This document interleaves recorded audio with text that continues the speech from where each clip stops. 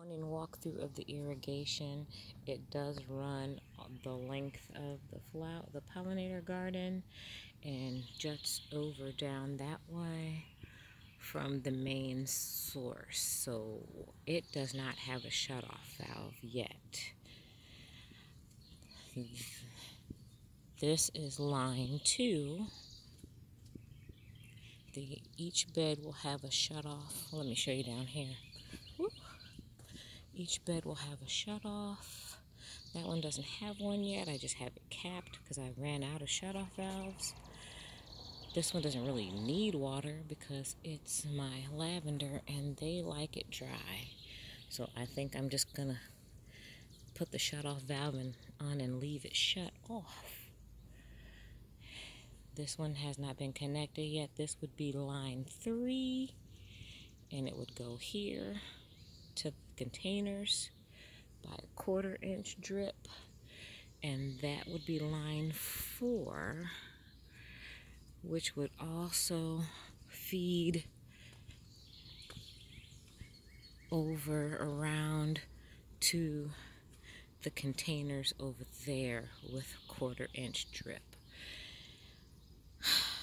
The question is, do I make this be a part of line 3 and just traipse it on through and make it come here and end?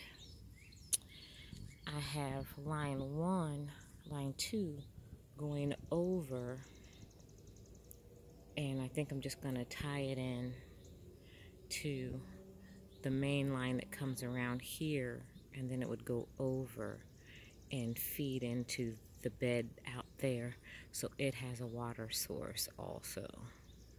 That's last on the list because it seems to do fine with just rainwater, so I'm not concerned about anything getting to it right now, or the greenhouse. I have a misting system that would go in place once I get a full greenhouse, because this one apparently is rotting and just jank because it broke down in a heavy ice storm. Whew, that's about it.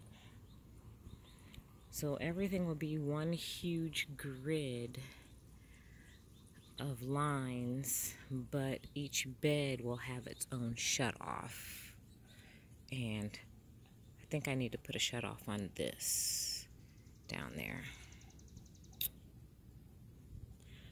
So, mental note, I need 1, 2, 3, 4, 5, 6, 7, 8, 9 shutoff valves,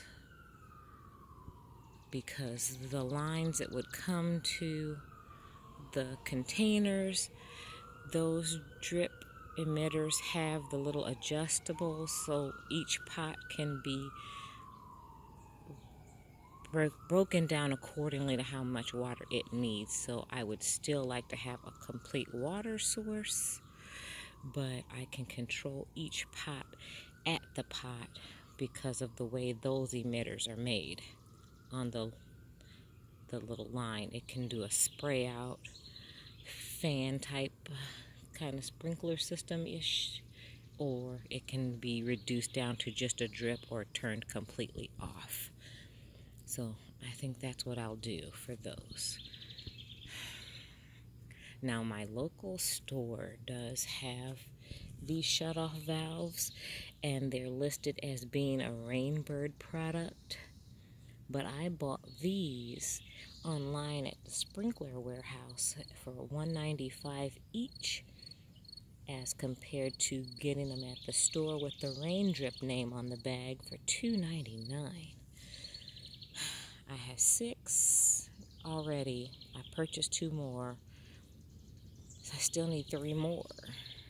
I think I'll take those 2 back to the store and just order 6 more online, because I won't need them right away.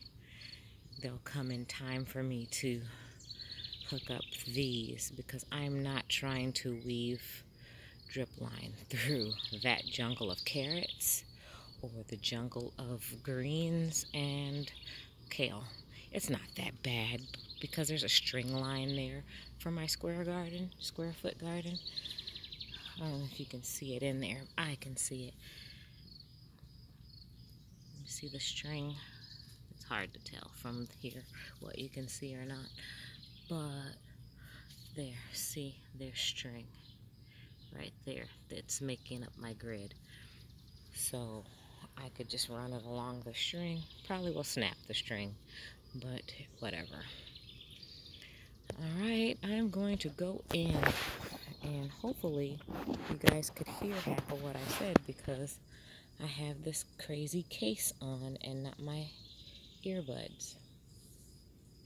Have a great day. Keep it green. Oh, wait a minute, look.